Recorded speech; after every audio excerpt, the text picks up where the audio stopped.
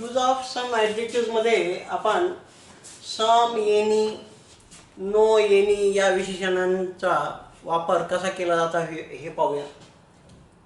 पहिल्यांदा सम आणि एनी यांच्यामधला फरक आणि वापर यांचा. सम आणि एनी यांचे अर्थ सारखे आहेत. सम म्हणजे काही किंवा थोडे, एनी म्हणजे काही किंवा थोडे. म्हणजे वेगवेगळ्या वाक्यांमध्ये वेगवेगळे अर्थ तुम्ही वापरू शकता. कधी काही, कधी थोडे अशा अर्थाने वापरू शकता. आता हे सम कोणत्या वाक्यात वापरायचं आणि एनी कोणत्या वाक्यात वापरायचं, कोणत्या प्रकारच्या वाक्यात, ते आपण बघूया. तर सम हे जे विशेषण आहे हे अफर्मेटिव्ह सेंटेन्स म्हणजे होकारार्थी वाक्यामध्ये वापरलं जातं. ज्या वाक्यामध्ये नकार नाही, no, not, neither, none, nothing हे शब्द नसतात, अशा वाक्यांमध्ये आपण सम वापरायला पाहिजे, होकारार्थी वाक्य. आता हे पहिलं वाक्य पहा. I have bought some books today. मी आज काही पुस्तकं विकत घेतलेली आहेत. तर वाक्य होकारार्थी, कुठेच नो किंवा नॉट वगैरे काही नाहीये. मग काही या अर्थानं काय घ्यायला पाहिजे, सम. कारण आपण इथं एनी नाही वापरू शकत. I have bought any books today असं नाही म्हणू शकत. कारण काय, तर एनीचा अर्थ जरी काही थोडे असला तरी ते निगेटिव्ह म्हणजे नकारार्थी आणि प्रश्नार्थक वाक्यामध्ये वापरले जाते. सम हे होकारार्थी आणि प्रश्नार्थक अशा दोन प्रकारच्या वाक्यात वापरले जाते. तर सम हे अफर्मेटिव्ह आणि एनी हे निगेटिव्ह वाक्यासाठी वापरलं जातं. तर हे वाक्य होकारार्थी म्हणून आपण काही या अर्थानं सम वापरले. ठीक आहे. जर वाक्य नकारार्थी असेल तर काही या अर्थानं एनी वापरायला पाहिजे. ठीक. आता बघू. I have bought some books today होकारार्थी वाक्य आहे म्हणून सम वापरलं. मी आज काही पुस्तकं विकत घेतलेली आहेत. त्याच्यानंतर पहा, he drank some milk before going to bed. Before going to bed म्हणजे झोपण्यापूर्वी, झोपण्याआधी त्यानं थोडंसं दूध पिलं. थोडं दूध, पहा, थोडे. सम मिल्क, इथं सम का वापरलं आपण, कारण वाक्य होकारार्थी आहे म्हणून. वाक्यामध्ये नॉट कुठे आहे का, कुठेच नाही. म्हणून आपण ह्या मिल्कसाठी सम वापरलं. लक्षात घ्या, इथं बुक्स मोजता येणारे आहेत आणि इथं मिल्क, वॉटर वगैरे हे असे न मोजता येणार आहे. सम हे मोजता येणाऱ्याच्याही साठी वापरलं जातं आणि न मोजता येणाऱ्यासाठी सुद्धा वापरलं जातं. एनीचं सुद्धा तसंच आहे, मोजता येणाऱ्यांसाठी आणि मोजता न येणाऱ्यांसाठी, दोघांसाठी. इथं मोजता येणारे न येणारे असा काही फरक नाही आहे. इथं फक्त फरक वाक्याचा आहे. वाक्य कोणत्या प्रकारचं आहे, वाक्य होकारार्थी आहे का नकारार्थी आहे. होकारार्थी असेल तर काही या अर्थानं सम वापरा. वाक्य नकारार्थी असेल तर काही या अर्थानं एनी वापरा. बस हा नियम लक्षात ठेवायचा आहे. He drank some milk before going to bed. झोपण्यापूर्वी त्यानं थोडं दूध पिलं. ठीक आहे. थर्ड सेंटेन्स पहा, वाक्याचा प्रकार काय म्हणतो. Will you give me some juice more. Will you give me some juice. तुम्हाला थोडंसं ज्यूस देशील का, मोर अधिक.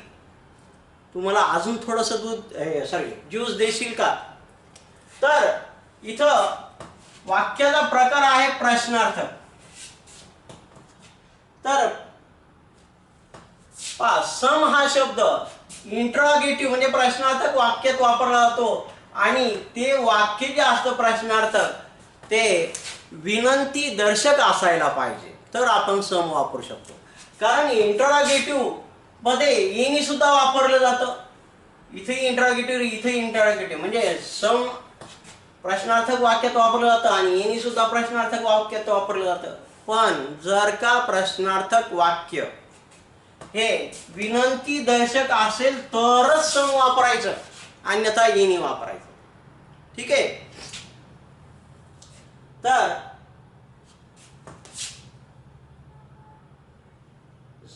पहा आता आता वाक्य, will you give me some juice, तू मला थोडासा ज्यूस देशील का? सम ज्यूस मोर, अजून थोडासा ज्यूस तू मला देशील का? तर ही एक रिक्वेस्ट आहे आणि म्हणून आपण या प्रश्नार्थक विनंतीदर्शक वाक्यात थोडा या अर्थानं सम वापरलेला आहे. एनी वापरायचं नाही तिथं. Will you give me any juice more, any नाही, सम ज्यूस मोर. त्याच्यानंतर पहा, can you spend some time with me. Can you spend म्हणजे तू घालवू शकतोस का? सम टाइम विथ मी, थोडासा वेळ माझ्यासोबत. तू माझ्यासोबत थोडा वेळ घालवू शकतो, मला थोडा वेळ देऊ शकतो का? तर ही विनंती केलेली आहे आणि विनंती दर्शक प्रश्नार्थक वाक्य आहे म्हणून आपण इथं काय वापरलेलं आहे? सम टाइम, थोडासा वेळ. तू माझ्यासोबत थोडासा वेळ घालवू शकतो का? घालवू शकते का? असं विनंती दर्शक प्रश्नार्थक वाक्य तिथं विचारलेलं आहे. तर विनंती दर्शक म्हणजे रिक्वेस्ट असलेलं प्रश्नार्थक वाक्य जर असेल तर त्याच्यामध्ये काही किंवा थोडा या अर्थानं सम वापरल्या गेलं पाहिजे. ठीक आहे. त्याच्यानंतर 5 नंबरचा सेंटेन्स पहा, आय डोंट हॅव एनी मनी. वाक्याचा प्रकार डोंट म्हणजे नकारार्थी आहे आणि नकारार्थी वाक्यामध्ये काही किंवा थोडे या अर्थाने एनी वापरले जाते. तर आय डोंट हॅव एनी मनी म्हणजे माझ्याजवळ काही पैसे नाही आहेत, माझ्याजवळ काही पैसे नाही आहेत. आपण म्हणतो माझ्याजवळ काहीच पैसे नाही, काहीच पैसे नाही म्हणजे आय डोंट हॅव एनी मनी. तर इथं एनी मनी, एनी का वापरलं? कारण वाक्यात डोंट आहे. I don't have some money नाही म्हणायचं, I don't have any money असं आहे. त्याच्यानंतर 6 नंबर सेंटेन्स पहा, do you have any pen. इथं प्रश्नार्थक वाक्य आहे. तुझ्याजवळ एखादा पेन आहे का? प्रश्न विचारलाय. तर प्रश्नार्थक वाक्यामध्ये एखादा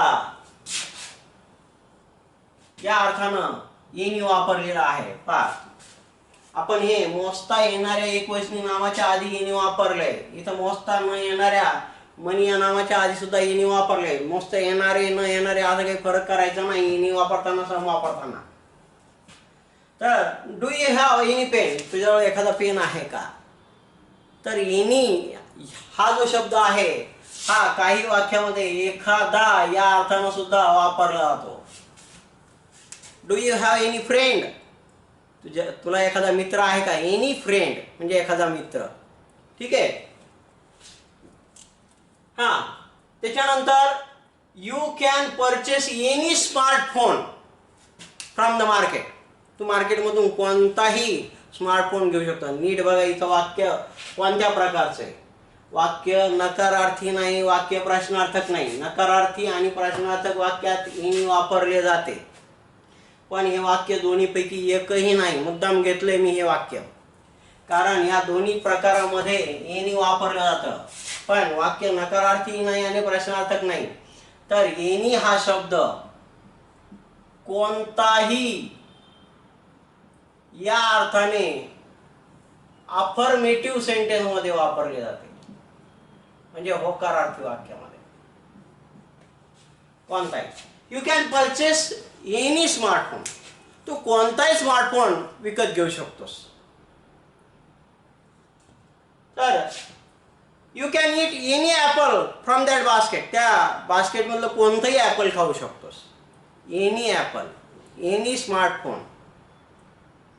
तर हे एनी कोणताही या अर्थाने होकारार्थी वाक्यामध्ये सुद्धा आपण वापरू शकतो. तर हे आपल्याला सगळं माहिती पाहिजे. सम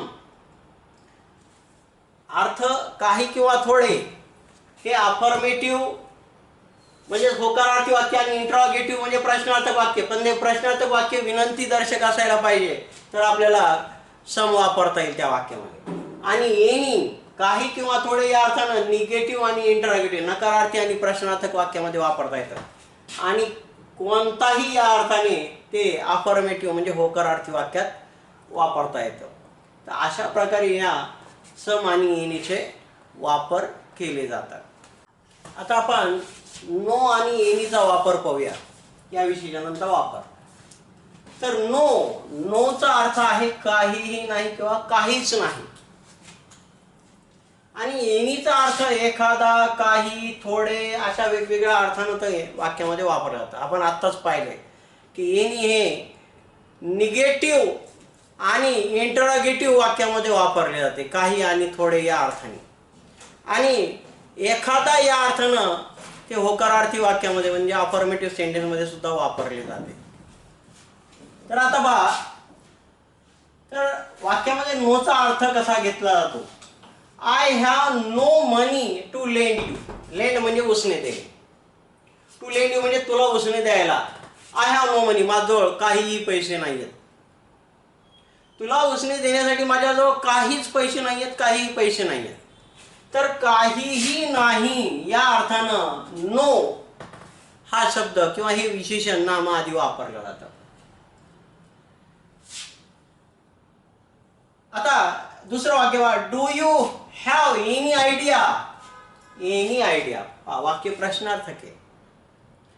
तर प्रश्नार्थक वाक्यामध्ये एनी काही किंवा थोडे किंवा एखादा या अर्थानं आपण वापरू शकतो. Do you have any idea, तुला काही कल्पना आहे का. तर do you have any idea, any idea काही कल्पना. तर समोरचा काय म्हणेल, आय हॅव नो आयडिया. तुम्ही एनीच्या जागेवर नो वापरू शकता वाक्यामध्ये, लक्षात घ्या उत्तर देताना. Do you have any idea, no I don't have any idea. तुम्ही डोंट हॅव वापरलं, डोंट नो हे नॉटच्या स्वरूपात वापरलं तर तुम्ही एनी वाक्यात वापरू शकता. Do you have any idea, तर आय हॅव नो आयडिया असं म्हणू शकता. तर प्रश्नार्थक वाक्यामध्ये आपण इथं एनी वापरलेला आहे. Do you have no idea असं म्हणता येत नाही. Do you have no idea हे वाक्य चुकीचं आहे.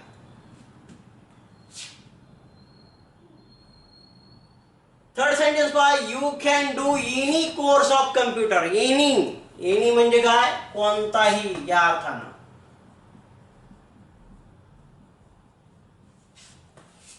या अर्थानं तुम्ही होकारार्थी वाक्यात वापरू शकता.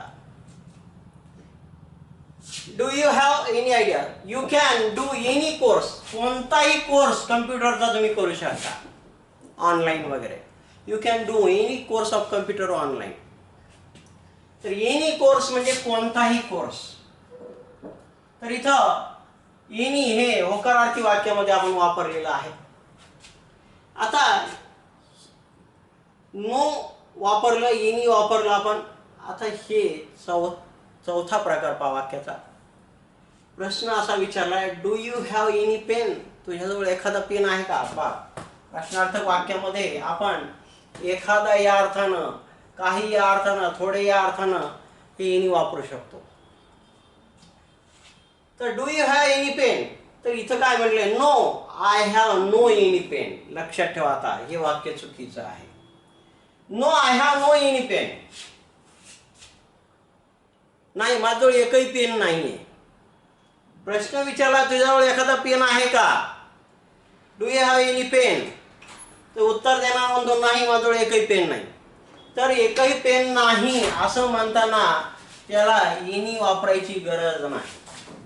आय हॅव नो पेन, नोचा अर्थ काहीही नाही, माझ्याजवळ काही पेन नाही किंवा एकही पेन नाही असा त्याचा अर्थ होतो. तर लक्षात घ्या, नो आणि एनी हे एकानंतर एक कधीच वापरायचे नाही. तुम्ही वाक्यामध्ये डोंट, डिडंट किंवा हॅवंट, हॅझंट वगैरे असेल तर तुम्ही एनी वापरू शकता. पण नो हा शब्द आणि एनी हा शब्द एकानंतर एक कधीच वापरता येत नाही. ठीक आहे. क्रियापदाला एनटी प्रत्यय असेल, हॅवंट, हॅझंट, डोंट, वॉजंट, वेरंट वगैरे वगैरे, तर तुम्हाला त्या वाक्यात एनी वापरता येईल. पण नो हा शब्द असेल तर त्याच्यानंतर एनी वापरता येणार नाही. म्हणून नो आणि एनी एकानंतर एक कधीच वापरायचे नाही. ठीक आहे. नो नो म्हणताय तर no I have no pen. नाही, माझं एकही पेन नाही आहे किंवा काही पेन नाही आहे. आणि जर तुम्हाला होकारार्थी उत्तर द्यायचं असेल या प्रश्नाचं, do you have any pen, तुझ्याकडे एखादा पेन आहे का? Yes I have any pen, तर हे वाक्य ही चूक आहे. आय हॅव एनी पेन म्हणता येत नाही, कारण एनीचा अर्थ काही, एखादा वगैरे वगैरे असा होतो. आणि हे होकारार्थी वाक्यामध्ये अर्थ होत नाहीत पहा, हे फक्त नकारार्थी आणि प्रश्नार्थक वाक्यात होतात. तर इथं तुम्ही आय हॅव अ पेन किंवा आय हॅव सम पेन्स, माझ्याजवळ काही पेन्स आहेत, माझ्याजवळ एक पेन आहे असं म्हणू शकता. येस आय हॅव पेन किंवा yes I have some pens असं म्हणू शकता. ठीक आहे. फक्त हे लक्षात ठेवा, नो आणि एनी एकानंतर एक कधी वापरायचं नाही. हा, तुम्ही या नो हे वाक्य I don't have any pen असं वापरू शकता. Don't, doesn't, didn't, haven't, hasn't वगैरे वगैरे हे असे एनटी प्रत्यय लावून जर क्रियापद वाक्यात असतील तर तुम्ही त्या वाक्यात एनी वापरू शकता, पण नोच्या नंतर एनी वापरायचं नाही. आता आपण लेटर, लॅटर, लेटेस्ट आणि लास्ट या विशेषणां, या ॲडजेक्टिव्ह बद्दल किंवा विशेषणांबद्दल माहिती घेऊया. आधी यांच्या उच्चारांकडे लक्ष द्या, या शब्दांच्या उच्चाराकडे पहा. LATER आणि इथं LATTER यांचे उच्चार वेगवेगळे आहेत. हे आहे लेटर, लेटर, आणि हे आहे लॅटर. उच्चार बरोबर करा, लेटर आणि लॅटर. हे आहे लेटेस्ट, काय आहे लेटेस्ट, आणि हे आहे लास्ट, हे तुम्हाला माहित आहे लास्ट. तर लेटर, लॅटर, लेटेस्ट, लास्ट. आता हे जे शब्द आहेत हे लेट या शब्दापासून तयार झालेले आहे. लेट पहा, पॉझिटिव्ह डिग्री, कंपॅरेटिव्ह डिग्री आणि सुपरलेटिव्ह डिग्री, PD, CD आणि SD असे 3 डिग्रीचे प्रकार आहेत. विशेषणांच्या 3 डिग्र्या केल्या जातात, जशी good, better, best, strong, stronger, strongest. तशी लेट या शब्दाची कंपॅरेटिव्ह आणि सुपरलेटिव्ह डिग्री केली जाते. तर लेटची कंपॅरेटिव्ह आहे लेटर आणि लॅटर, अशा 2 कंपॅरेटिव्ह डिग्री आहेत, लेटर आणि लॅटर. आणि सुपरलेटिव्ह डिग्री आहे लेटेस्ट आणि लास्ट असं आहे. लेट मूळ शब्द आहे पॉझिटिव्ह डिग्रीमध्ये, त्याची कंपॅरेटिव्ह लेटर किंवा लॅटर या दोन्हीपैकी कोणतीही आपण वापरू शकतो, फक्त वेगवेगळ्या अर्थानं वापरावं लागतं. आणि सुपरलेटिव्ह डिग्री लेटेस्ट आणि लास्ट अशा. आता यांचे अर्थ पाहूया. पहा, लेटर, लेटर म्हणजे अधिक उशिरा किंवा नंतर, अधिक उशिरा किंवा नंतर. लॅटर म्हणजे नंतरचा किंवा दुसरा, म्हणजे केव्हा वापरायचं, जेव्हा एकानंतर एक 2 नामं येतात तेव्हा पहिल्याला फार्मर म्हटलं जातं पहिल्या नामाला, आणि दुसऱ्या नामासाठी लॅटर हे विशेषण वापरलं जातं. ठीक आहे. तर लॅटर म्हणजे नंतरचा किंवा दुसरा असा त्याचा अर्थ आहे. आणि त्याच्यानंतर लेटेस्ट, लेटेस्ट म्हणजे आत्तापर्यंत शेवटचा किंवा नुकताच आलेला किंवा नवा असा आहे. पहा, आता हे कोरोना डिसीज आहे, हा लेटेस्ट व्हायरल डिसीज आहे, म्हणजे आत्ता नव्यानं आलेला, शेवटचा नाही आहे हा. याच्यानंतर अजून किती येतील माहिती नाही, पण हा आत्तापर्यंत जेवढे काही व्हायरल डिसीजेस आलेले आहेत त्याच्यामध्ये लेटेस्ट व्हायरल डिसीज आहे कोरोना डिसीज, COVID-19. हा लेटेस्ट डिसीज म्हणावा लागेल व्हायरलचा, व्हायरसचा. आणि लास्ट म्हणजे अतिशय शेवटचा, आता याच्यानंतर दुसरा होणार नाही असं आहे. ठीक आहे. तर लेटेस्ट आणि लास्ट मध्ये फरक घ्या. लेटेस्ट म्हणजे अतिशय, आता लेटेस्ट न्यूज काय आहे किंवा लेटेस्ट स्कोअर काय आहे, तर न्यूज येत राहणार अजून पुढे, पण आत्ता हाती आलेली बातमी कोणती म्हणजे लेटेस्ट न्यूज कोणती आहे, नव्यानं आलेली बातमी कोणती आहे, नुकतीच आलेली बातमी कोणती आहे, लेटेस्ट न्यूज. नुकतीच fashion, latest fashion. Last fashion नाही म्हणू शकत आपण, कारण फॅशन येत राहतात. मग आत्ता आलेली लेटेस्ट आणि अगदी शेवटची, त्याच्यानंतर पुन्हा काही होणार नाही म्हणून तो लास्ट म्हणत असतो आपण. ठीक आहे. तर कसे वापरायचे पाहता. ही केम लेटर दॅन आय, तो माझ्यापेक्षा अधिक उशिरा आला. मी आलो त्याच्यानंतर तो आला, म्हणजे माझ्यापेक्षा उशिरा. पेक्षा उशिरा, अधिक उशिरा. तर लेटर हा शब्द अधिक उशिरा किंवा नंतर या अर्थानं वापरला जातो. सी यू लेटर, नंतर भेटूया. Later, LATER. तर he came later than I, इथं लेटर वापरायचं, लॅटर नाही. लॅटर वापरलं तर चूक असतं, कारण लॅटरचा अर्थ नंतरचा किंवा दुसरा. इथं नंतर आहे, इथं नंतरचा आहे, चा लागलेला आहे. लक्षात घ्या. म्हणजे क्रमानं दुसरा किंवा एक पहिला झाला किंवा आधीचा झाला, एक नंतरचा झाला. दोघ जण असतील तर आधीचा, नंतरचा, पहिला, दुसरा, आपण असे शब्द वापरतो त्याच्यामध्ये.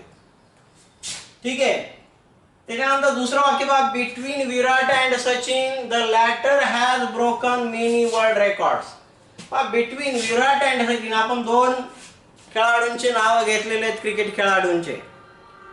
या विराट आणि सचिन या दोघांमध्ये, बिटवीन म्हणजे त्यामध्ये, दोघांमध्ये असतं ते बिटवीन नेहमी. विराट आणि सचिन मध्ये the latter has broken many world record, हा जो नंतरचा आहे, दुसरं नाम जे आहे, तर नंतर त्यानं किंवा दुसरं नाम असलेल्यानं पुष्कळ वर्ल्ड रेकॉर्ड ब्रेक केलेले आहेत, मोडलेले आहेत वर्ल्ड रेकॉर्ड असं म्हटले. म्हणजे जेव्हा आपण ओळीनं दोन नामं घेतो तेव्हा पहिल्याला फॉर्मर म्हटलं जातं, लक्षात ठेवा, फॉर्मर. आणि दुसऱ्याला LATTER, लॅटर म्हटलं जातं. मग यानं वर्ल्ड रेकॉर्ड मोडले म्हणून आपण म्हटलं की the latter has broken, Sachin has broken म्हणजे जे आहे की the latter has broken many world record. ठीक आहे. थर्ड सेंटेन्स पहा. Python is the latest language of computer. कम्प्युटरची लेटेस्ट लँग्वेज म्हणजे आत्ता आलेली, म्हणजे नव्यानं आलेली किंवा नुकतीच आलेली जी लँग्वेज आहे, पायथन ही लेटेस्ट लँग्वेज आहे. याच्या आधी C++, जावा वगैरे वगैरे ह्या लँग्वेज होत्या, पण पायथन ही लेटेस्ट लँग्वेज आहे. लास्ट आहे का? नाही. याच्यानंतर अजून लँग्वेजेस येतील.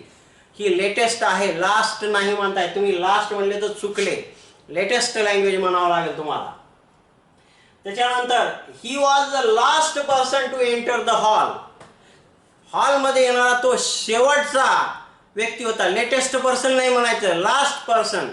म्हणजे त्याच्यानंतर कोणीच आलं नाही हॉलमध्ये, तोच लास्ट पर्सन आहे. लास्ट म्हणजे अगदी शेवटचा, त्याच्यानंतर कोणी नाही. लेटेस्ट म्हणजे आत्तापर्यंत शेवटचा. याच्यानंतर अजूनही येतील, पण हा आत्तापर्यंत आलेला शेवटचा आहे. आणि म्हणजे त्याचा अर्थ नुकताच किंवा नवा असा सुद्धा घेतला जातो. तर लक्षात घ्या, हे लेटर, लॅटर, लेटेस्ट आणि लास्ट यांचे अर्थ आणि यांचे वापर आपल्याला लक्षात ठेवावे लागतील.